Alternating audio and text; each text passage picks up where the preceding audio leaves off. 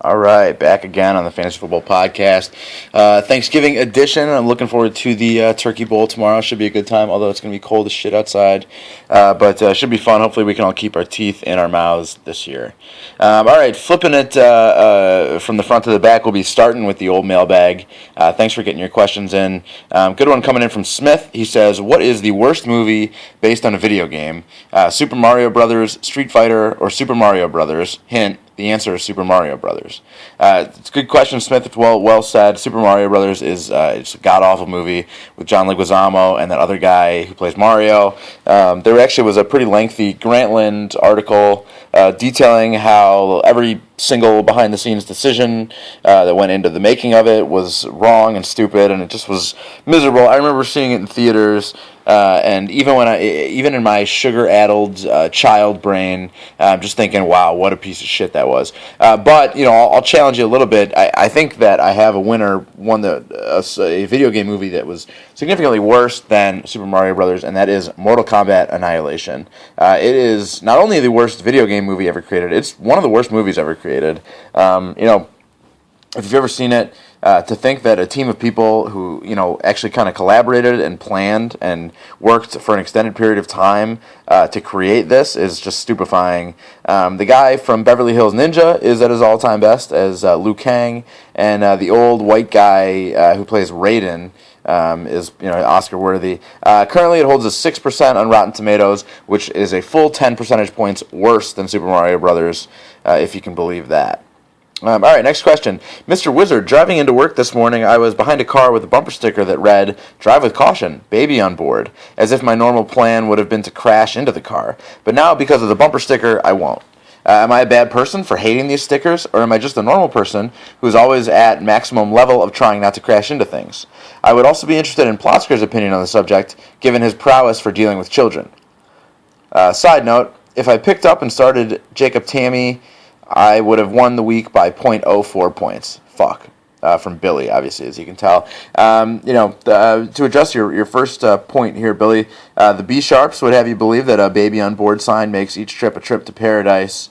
I would say that you can file those signs in the same grouping as student driver, which means I just blow past them as quickly as I possibly can. Plotzker does the same thing, except he makes sure to flick off the baby as well. Really, it's not a side note, Billy. Your second point about Jacob Tamme, it's the most important part of your email. It's admitting that you mismanaged your squad. Luckily for you, it didn't cost you a chance to put away Ben. You still managed to beat him. But as you mentioned, if you would have put in the obvious backup, as we all knew Julius Thomas wasn't going to play, then you would have won yourself some money for the week. So shame on you. Next question from Ariel. Worst keeper, RG3 or Gentle Ben? I would assume he is referring to Ben Roethlisberger here. 3 games between every division leader and second place. Anything crazy going to happen with 4 games left? Who wins the wild card? It's decided by points, and I have a small lead over Ben. Ariel, yeah, it's a good question. RG3 has definitely been brutal this year. No one really saw that coming. Furthermore, he's still got good players around him, so he could bounce back next year. Roethlisberger's pretty much giving you exactly what you thought you'd get. Good stats when he plays the Browns. Lots of touchdowns to Antonio Brown. And a litany of sexual assault jokes. So ultimately, RG3 is more expensive. He's actually an even bigger injury risk than Roethlisberger, so I'll give the edge to Kraus here. As far as your legitimate league questions, things are very up and down right now. I'll touch base on my predictions for the last 4 games, the divisions, the wild card in a little bit. But first, actually, a nice transition from the mailbag into the recap. We'll do a little recap from last week. So, if you look in probably the biggest matchup of the week, Billy beat Ben by a narrow margin, which makes him a big favorite to win the MAM division crown, as if he wasn't before. Ben has a nice edge in total points on his brother, but having also lost to Kraus, he's now going to need to go at least 3-1, while Billy goes no better than 1-3 down the stretch.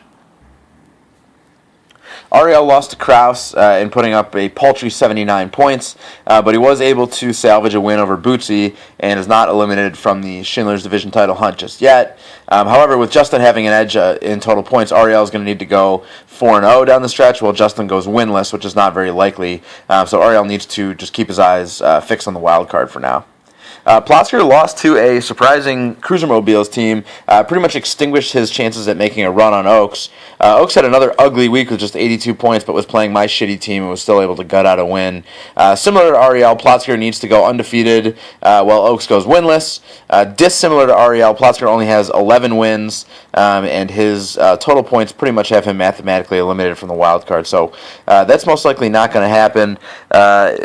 Basically, well, I'll touch on the division a little bit more here in a bit, but hypothetically, as far as the wild card is concerned, it's pretty much a two-horse race at this point. It is decided on points, as you had mentioned before. So, if you look at it right now, Ariel is a clear favorite. Not only if it was decided on record, he still would be a clear favorite, but just on his total points. Ben is behind by I think just 25 points. So definitely something that he could make up over the course of the next couple of weeks. As far as anyone else, really, Deutsch has a better record than Ben, but his total points are pretty low. And then obviously you could be looking at a situation in which Justin or Billy are dropped from their position as division leader, although that's not very likely, and their points would then kind of take them across into the wild card spot. But as it stands, I would say Ariel is pretty much a strong favorite. It would be pretty shocking for anyone else to really supplant him.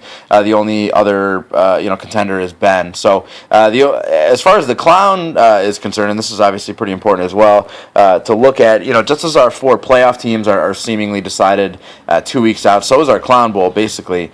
Smith is now mathematically guaranteed a spot in the Week 17 showdown. As it stands, he would be looking at a 40-point handicap against Dennenberg. Dennenberg has 7 wins with 4 games to go. But he does face some pretty stiff competition in both Deutsch brothers, Plotsker, and Ben. The only other people even mathematically alive for the second Clown Bowl spot are myself and Plotsker with 3 more wins than Dennenberg, and Bootsy with 4 more wins. So, it takes some pretty heroic... actually, you know what? I think I misread that. It's myself and Kraus with 3 more wins than Dennenberg, and Bootsy and Plotsker with 4 more wins than Dennenberg. So it would take some pretty heroic circumstances to get Dennenberg out of the game. He would need to go 3-1, while either me or Kraus go 1-3, or he would need to go 4-0, while Bootsy or Plotsker go 0-4. So it doesn't look like he's gonna find his way out of the game. So his best bet really is to just keep stacking wins and keep hoping Smith loses, and maybe he can roll into that game with like a 50 or 60 point handicap. As far as the preview goes, looking at next week, it's a big week. It's definitely Separation Sunday, although it starts on a Thursday. Ariel and Justin have a big showdown for sure. Ariel, if he has any hope at winning his division, he absolutely has to take down Justin here, obviously. Justin clinches his division if he goes 2-0 this week. Additionally, Ben attempts to keep his very long shot of hopes alive when he plays Deutsch and Smith. Meanwhile, Billy clinches the division if he goes 2-0 against Kraus and Bootsy. Ben obviously has some incentive to play for the wild card if he can, put up a good showing in total points this week. And then lastly, Oaks has a chance to clinch the Lane Bryant division if he can go 2-0 against Kraus and Bootsy. This means if Kraus and Bootsy suck it up this week and lose both matchups, they'll have 2 teams celebrate a division-clinching win with champagne in their faces in one weekend. So that would be particularly shameful for those 2 teams. All right, that's pretty much it. Thanks for getting the mailbag questions in. Thanks for listening, and we will see you guys tomorrow morning, all right?